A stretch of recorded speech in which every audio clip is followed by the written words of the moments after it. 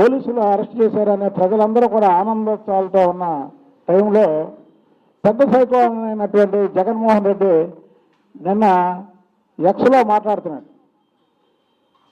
అసలు జగన్మోహన్ రెడ్డి నిన్న ఎక్స్లో మాట్లాడినటువంటి తీరు చూస్తే జగన్మోహన్ రెడ్డి పిచ్చి పరాకాష్ఠకు చేరింది అనుకుంటున్నాను. ఎందుకంటే జగన్మోహన్ వంశీ అనే వ్యక్తి సంఘం అతన్ని బహిష్కరించింది. మీకు ఎప్పుడైతే భువనేశ్వరి గారి గురించి తప్పుడు మాటలు మాట్లాడాడో ఆ రోజు నుంచి అతన్ని ప్రజలు వెలివేశారు. అది నీకు తెలియదుగా? ఒక పైన జగన్మోహన్ రెడ్డి నీకు 175 సీట్లు ఇచ్చావు, 11 సీట్లు వచ్చినాయి. అంటే 164 మంది ఓడిపోయినటువంటి ఎమ్మెల్యే క్యాండిడేట్లు ఉన్నారు. వాళ్ళని ఒక్కొక్కరిని పిలిచి వాళ్ళ దగ్గర నువ్వు అడుగు, ఈ వంశీ నాని గురించి, కొడాలి నాని వంశీ వల్ల కొద్దిగా ఓడిపోయామని వాళ్ళు చెప్తుంటే నువ్వు ఇంకా ఎక్స్లో మాట్లాడుతున్నావంటే వంశీ గురించి నీ పిచ్చి ఇక పరాకాష్ఠకి చేరింది. ఇది దీన్ని బట్టి ఇవాళ నాకు ప్రతిపక్ష సీటు ఇవ్వండి, ప్రతిపక్ష హోదా ఇవ్వండి, ఇస్తేనే అసెంబ్లీకి వస్తానన్నావు. నాకు తెలిసి అవగాహనలో వంశీ అనేవాడు భువనేశ్వరి గారి గురించి ఎప్పుడైతే మాట్లాడాడో వాడిని నువ్వు ఇంటికి వెళ్ళి 4 కోస్తుంటే నీకు ఇవాళ ప్రతిపక్ష హోదా వచ్చే ఉండేదేమో. అది నా పర్సనల్ ఒపీనియన్.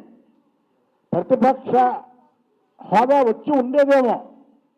నువ్వు అలా చేయకుండా ఎంకరేజ్ చేయడమే కాకుండా మళ్ళీ అసెంబ్లీలో నీ చెంచాలను పెట్టుకొని చంద్రబాబు నాయుడు గారి దగ్గర చంద్రబాబు నాయుడు గారు ఉండగానే ఆమె గురించి మాట్లాడినటువంటి మాటలు ఏవైతే ఉన్నాయో ఈరోజు నీకు 11 సీట్లు రావడానికి కారణం. నీకు ఇంట్లో వాళ్ళ గురించి విలువలు తెలియదు. ఇదే వంశీ, ఇదే నాని, వీళ్ళు మంచోళ్ళని చెప్పను నేను, వీళ్ళు సైకోలు. నిన్న అంబటి రాంబాబు ఒక ప్రెస్ మీట్లో చెప్తున్నాడు, వంశీ నాని తెలుగుదేశం వాళ్ళు అని. ఓకే, తెలుగుదేశం పార్టీ వాళ్ళకి భిక్ష పెట్టింది. మరి ఈ సైకోలు తెలుగుదేశం పార్టీలో ఉన్నప్పుడు ఈ మాటలు మాట్లాడలేదే? మాట్లాడితే మా నాయకుడు ఇమీడియట్లీ సస్పెండ్ చేసేవాడు.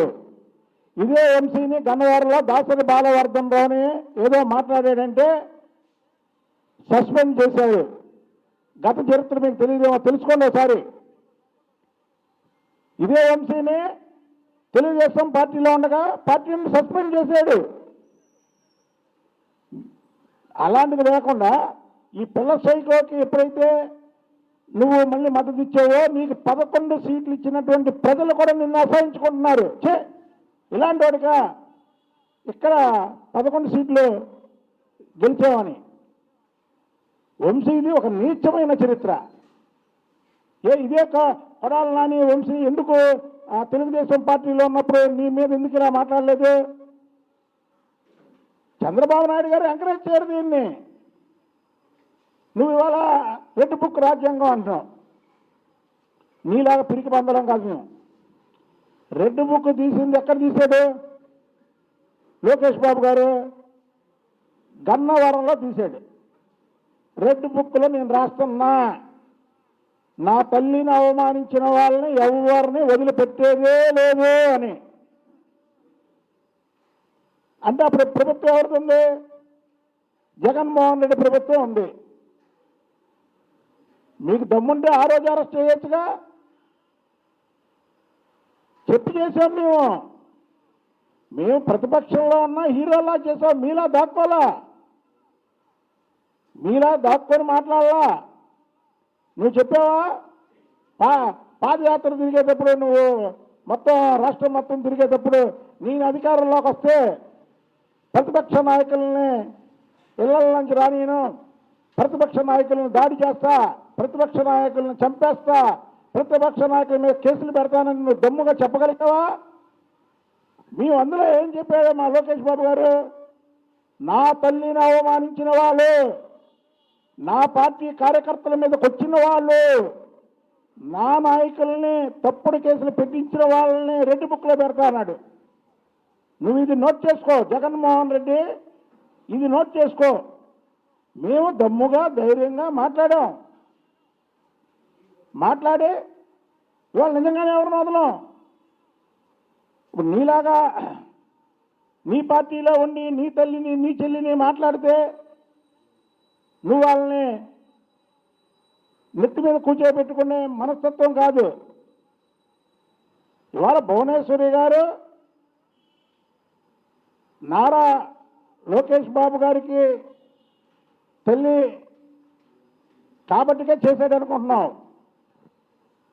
తెలుగుదేశం పార్టీలో మన 1 కోటి మంది ఎవరైతే తీసుకున్నారో సభ్యత్వాలు, అందరం కూడా ఆయన తల్లిగానే భావిస్తాం మేము. చంద్రబాబు నాయుడు గారు మా దైవ సమానుడు.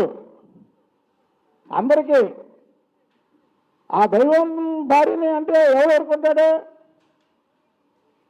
అంటే నీలాగా తల్లిని చెల్లిని తిట్టిన నెత్తి మీద పెట్టుకుంటున్నావు నువ్వు, అంటే నువ్వు తిట్టిస్తున్నావు.